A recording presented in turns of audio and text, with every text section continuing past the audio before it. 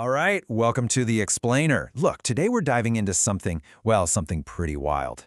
It's called the Rundev hypothesis, and it's one of the most ambitious, frankly mind-bending ideas I've seen in a long time. The idea here is to connect social collapse, neuroscience, and even time itself all into one single blueprint for how reality works. I know, it's a huge claim, right? So let's get into it, and we're going to start with a question that really sets the stage. Everything, and I mean everything we're about to talk about, hinges on this one question. It's basically asking us to flip a switch in our heads, to stop thinking of ourselves as just, passengers, watching our own history and psychology play out, and instead to start wondering, what if we could be the architects? What if we could actually engineer our own reality, from what's inside our heads all the way down to the fabric of time itself? So where do we even begin with a story this big? Well, funny enough, it doesn't start with people. It starts with mice, and it begins with a famous and, honestly, a deeply unsettling experiment. An experiment that set out to build a perfect little paradise, but, well, it ended up creating a complete nightmare. Okay, so picture this. It's the 1970s. An ethologist, a guy named John B. Calhoun, builds this thing he calls Universe 25, and it's meant to be a total utopia for mice. I'm talking a world with zero constraints. They've got unlimited food, unlimited water, no predators, the environment is perfect. I mean, what could possibly go wrong, right? Well, turns out everything. The whole thing ended in absolute disaster. Calhoun came up with this phrase for it. He called it the behavioral sink. And it's the perfect description. It was like a vortex of social chaos that just sucked the entire population down. Even though they had everything they could ever want, the whole society just fell apart. And it wasn't like a switch was flipped. It was this slow, tragic downward spiral.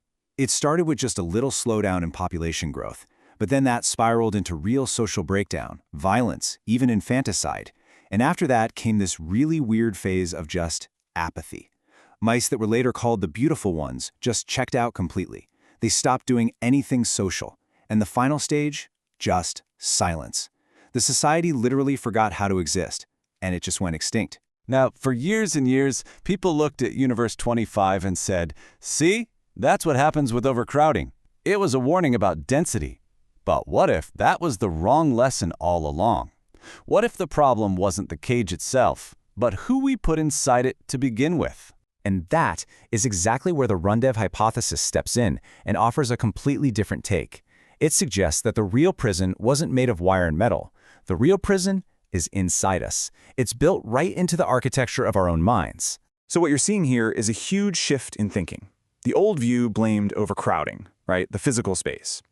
But the Rundev hypothesis flips that on its head. It says the root cause was temperament. See, the original mice were just a random bunch, some aggressive, some cooperative. The hypothesis argues that if Calhoun had started that colony only with the most cooperative, the most prosocial mice, that whole behavioral sink might never have happened at all. And this idea leads us to this really fascinating psychological puzzle, the Rundev paradox. Think about it. How can you really direct yourself, make your own choices, when every single step you take, every thought you have comes from these deep patterns in your brain that you didn't choose? Your genetics, your childhood, that's what the hypothesis calls the invisible chains. They're the things that can lock us into these repeating, sometimes self-destructive patterns without us even realizing it. Okay, so if we're all tangled up in these invisible chains, what do we do? How do we get free? Well, this is where it gets really interesting. The hypothesis doesn't just point out the problem, it proposes a solution, a toolkit really, pulled straight from modern neuroscience, designed to help us understand and maybe even re-script our own biology. So how does that even work? A great way to think about it is to picture your brain's big networks as a film crew making the movie of your life. You've got the default mode network, which is like the narrative loom, always spinning the story of who you are, your personal myth.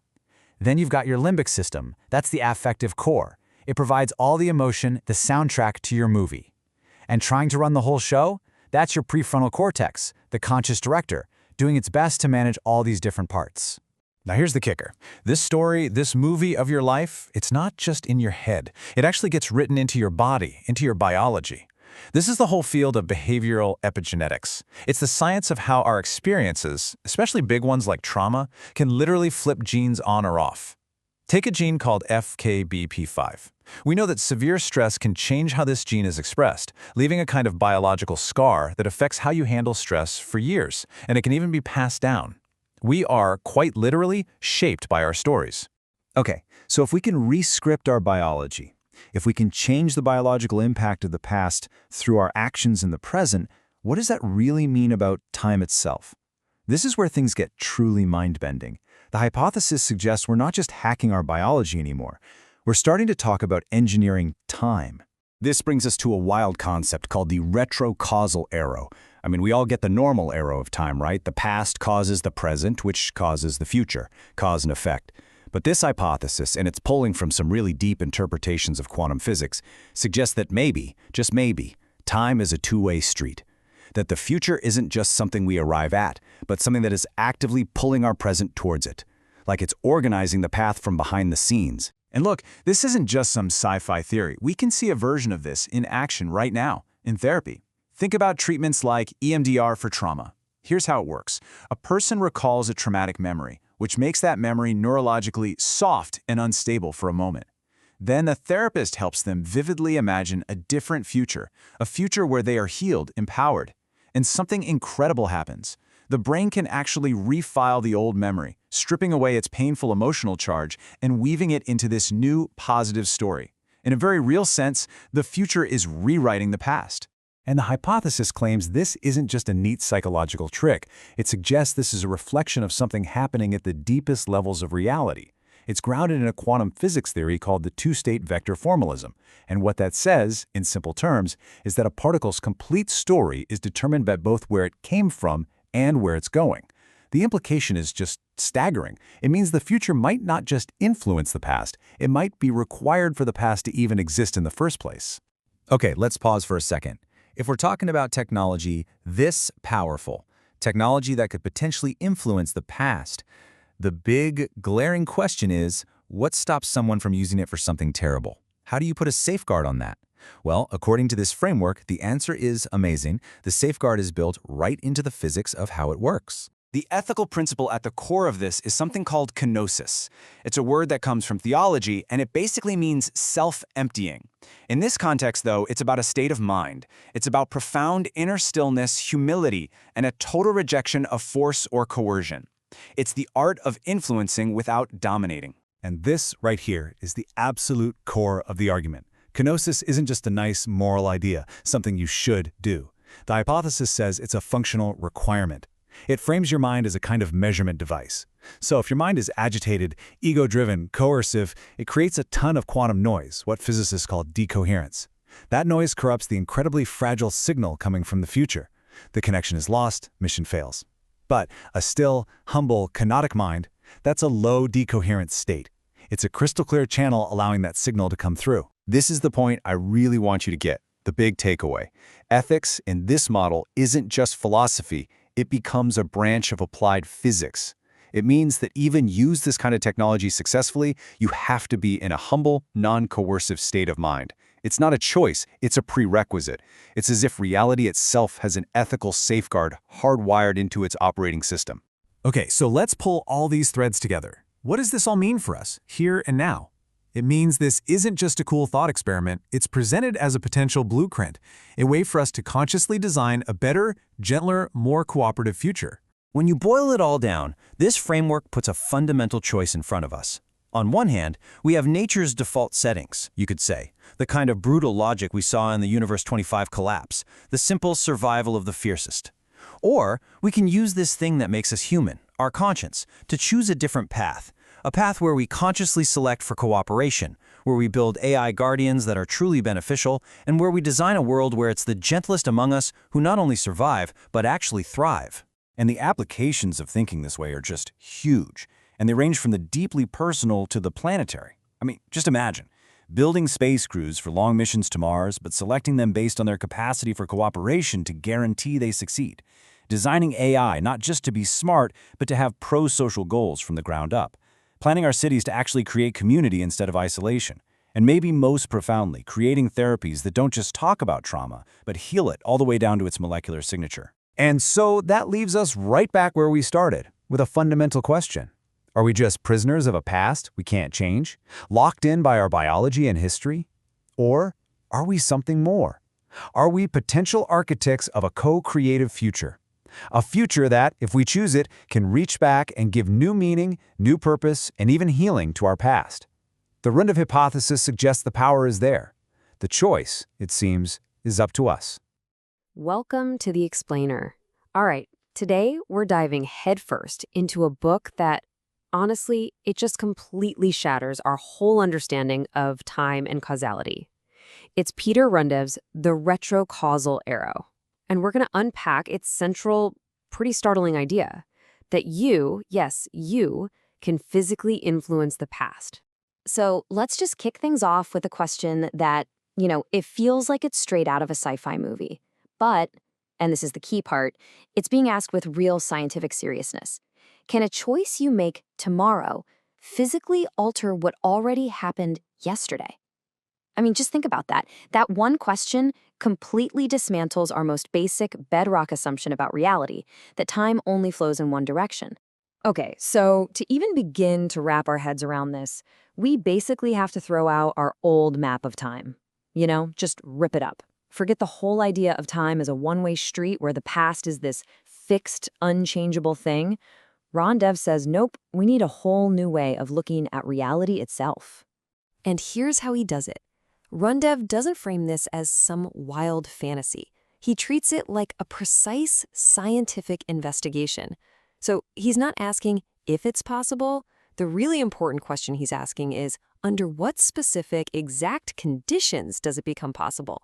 And that little shift, it changes everything. It turns us from a fun, philosophical thought experiment into a full-blown detective story, hunting for clues in the deep mechanics of our universe.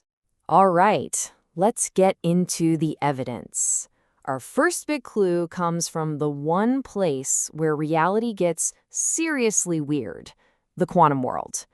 This is the foundation, really. It's where Rundev lays the actual physical groundwork for his entire argument.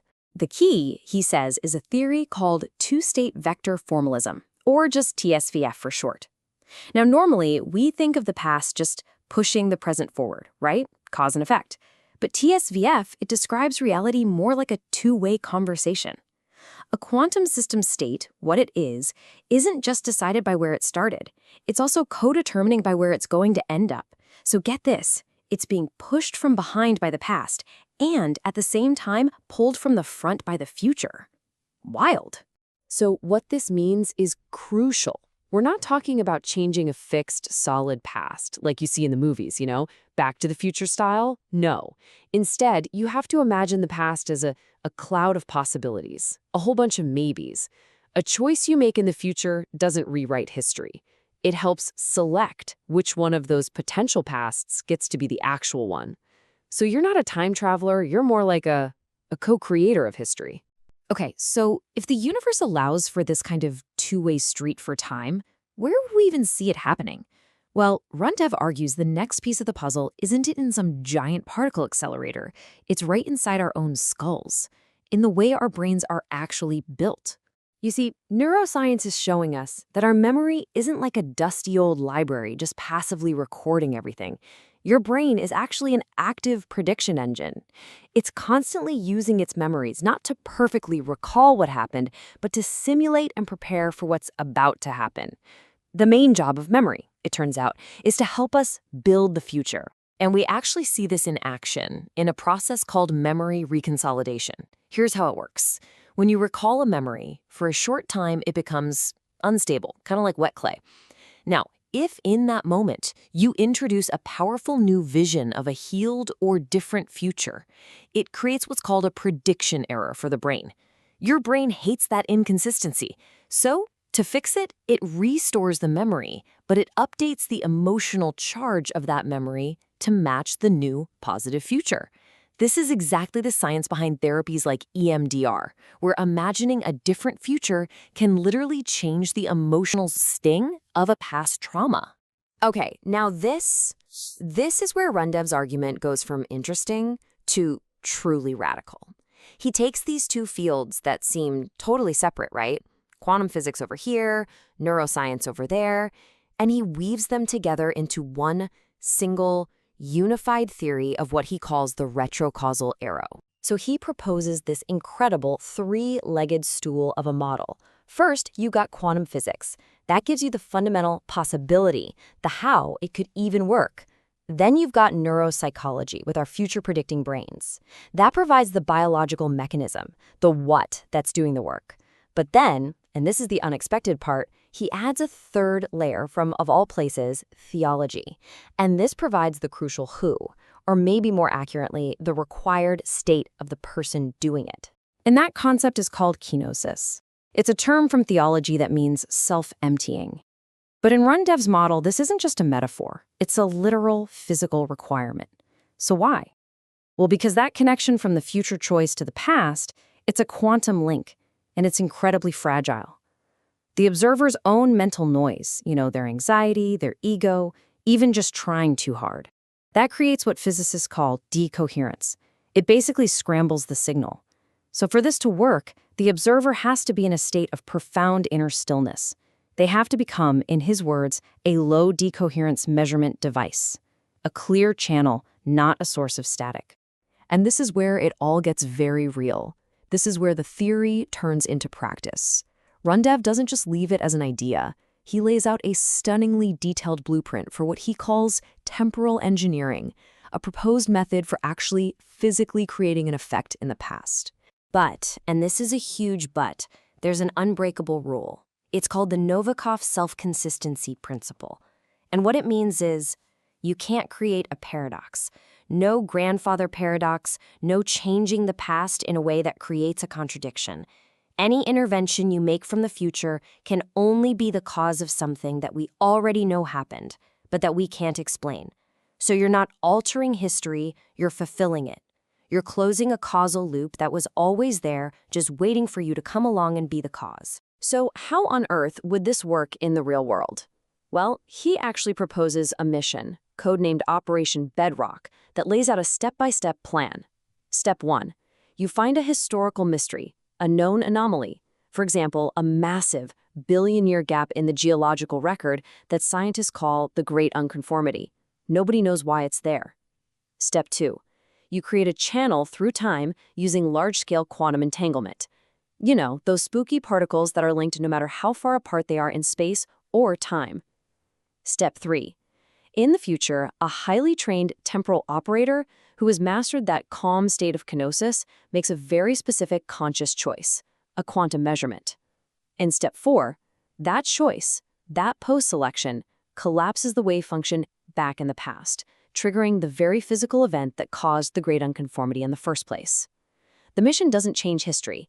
It is the missing piece of the puzzle. It becomes the cause of the mystery. When you put all this together, the physics, the neuroscience, the ethics of it all, it leads to a really profound and honestly pretty mind-bending conclusion about our place in the universe. The ultimate takeaway here is a total paradigm shift. It suggests our relationship with time isn't a monologue, where the past just barks orders at the present and future. It's more like a dynamic, back-and-forth dialogue, a co-creative dance, where our choices and intentions in the future can actually reach back in time and help give form and meaning to the past. And with that, Rundev leaves us with this beautiful and, yes, startling image of what it means to be human. We're not just cogs in some giant deterministic machine, helplessly carried along by the river of time. Instead, we might be something more, like poets of an eternal present, participating in the writing of reality itself, shaping the story of what was by choosing what will be.